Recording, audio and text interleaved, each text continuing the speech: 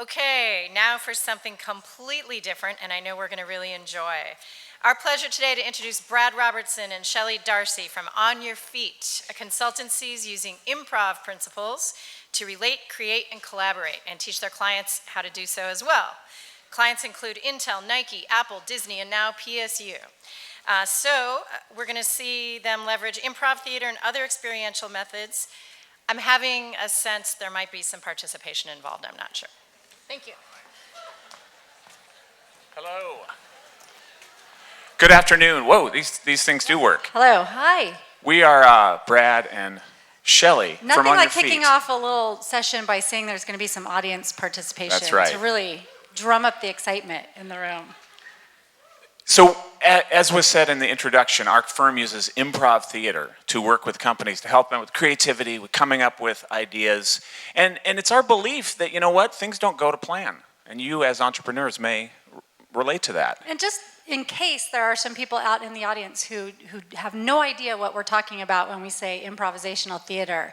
Improv is an art form, and a bunch of people get up on stage and they create stories together in the moment, and they have to work at a very high level in real time using a lot of core kind of principles and practices to make that work. And there's this audience, sort of like you right there now, sitting in front of them waiting expectantly. So it's a very high stakes, high pressure situation. And yet, improvisers actually choose to lean into this level of uncertainty.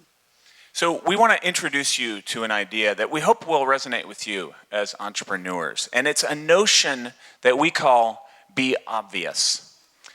Now, here is what's going to happen. We're going to show you something. We're going to give you an experience as an audience of seeing an improvised thing, and then we're going to have you try it. But to get us started, we need a title for a story. Shelley's going to tell a story here in a moment. We want an incredible title.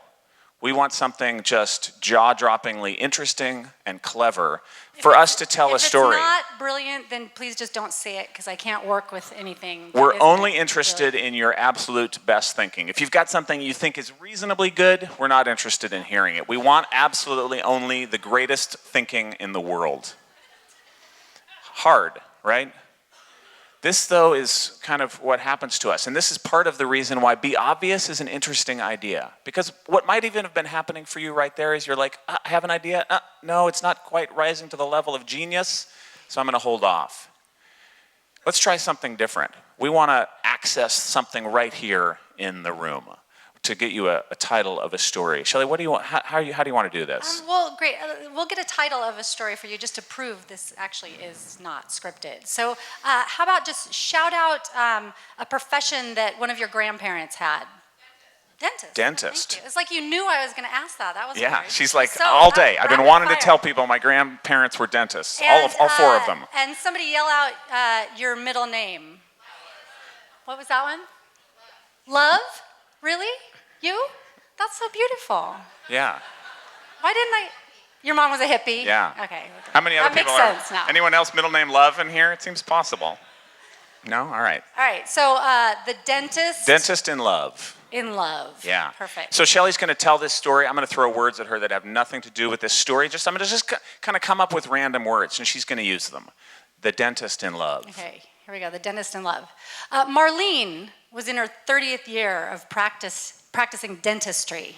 And to this day, she had devoted her entire life to her career. Sacramento. She lived in downtown Sacramento with her cat and 3 plants. But that was the extent of her family. Rectangles. She was so focused on fixing people's teeth, making them into perfect rectangle shapes like little chiclets in everybody's mouths, that she had no time for a social life outside of that. Number 11. After 30 years, she thought to herself, you know what?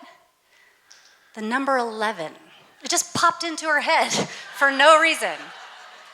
And yet she knew that it had a deeper meaning. She went outside after work that night, went to her car and drove out the exit of the parking garage. And there, on a sign on the 405, said, which is a major thoroughfare in Sacramento also. Yeah, obvious. Not just here. There was the number 11 on the sign. Theater Again, host. Another sign. Theater host. She turned on the radio, and there it was, Playhouse Hour, with the radio host, theater host, Jacques Mebloc. And all of a sudden, he was talking about this new play called 11. Again, she was dumbfounded by all these signs that were being thrown at her.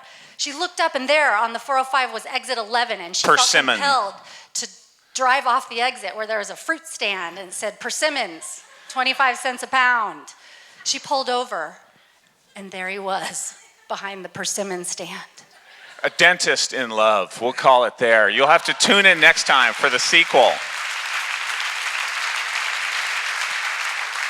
All right, so Isn't that what we all kind of secretly hope for? Is Yeah. just a persimmon vendor to come into our life. Oh, I thought you were thinking true love, but you're thinking well, persimmons. that's what I mean. So that's an improvised story. It puts to work some of the ideas that we think undergird this notion of being obvious, but it wouldn't be fair if you didn't get a chance to try this on for size. So we're going to have you come on up on stage, no, I'm just kidding. You're going to do this in your seats. You're going to need a partner for this. The taller of you, and don't get up and do some comparing, just figure that out quickly, will be the word giver, as I did. And your job is just to give random words. The other of you, and don't try and select by height, and don't take a long time, just find someone quickly, will be the storyteller. But don't worry, you're going to get to switch roles. All right? We'll give you all the same title of a story, but of course your stories will be different because they are improvised. The title of your story is Mary's First Day on the Job. Mary's First Day on the Job is the title of your story. So get started in 10 seconds. We'll switch you in about 60, and then we'll talk about this afterwards. Go!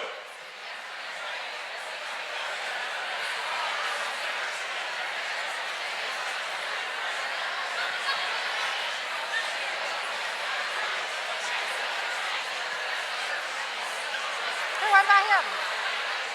Yeah, you can't say no. There's no no.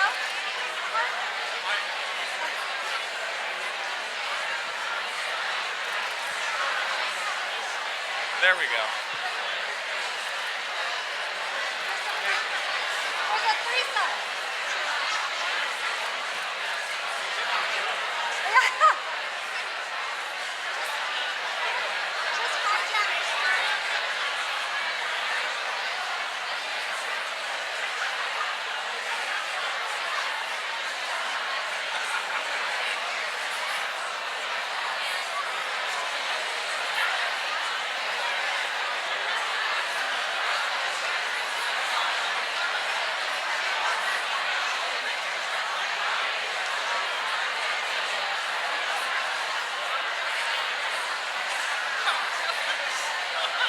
All right, we're going to have you switch roles. Continue that same story, but switch roles. Go.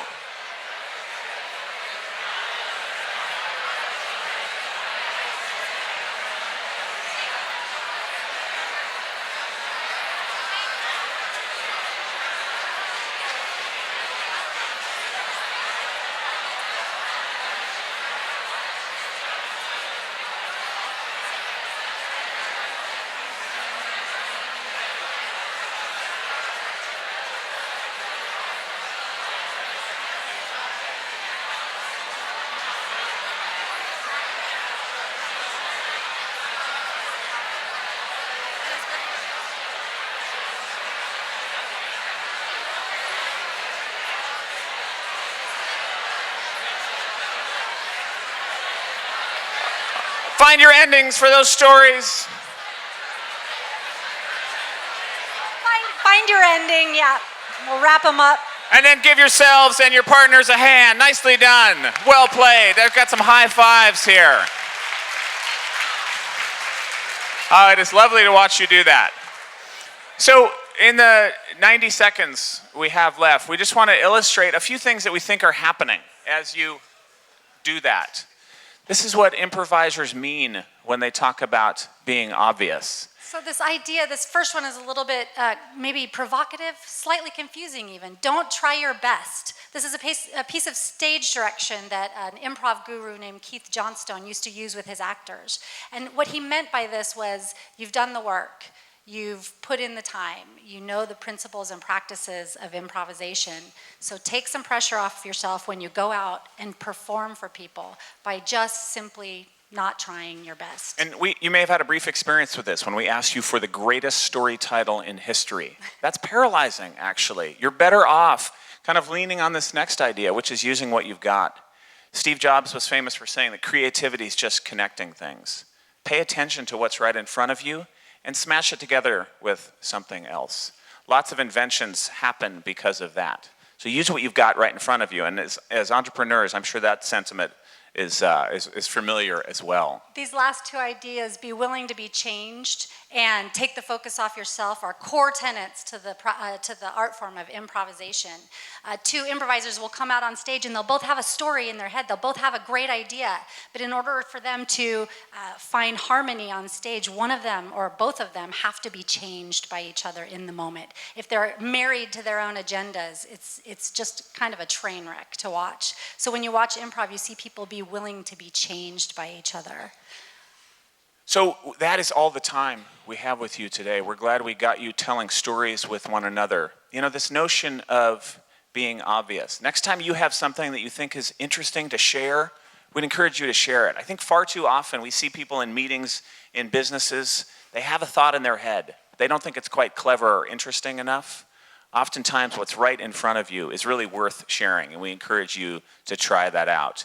And if you're bored, next week, sign up for an improv class because there's some wisdom in that as well. So check it out. Enjoy the rest of your day. And thanks so much for having us. Thank you for having us. Enjoy your afternoon. Thank you.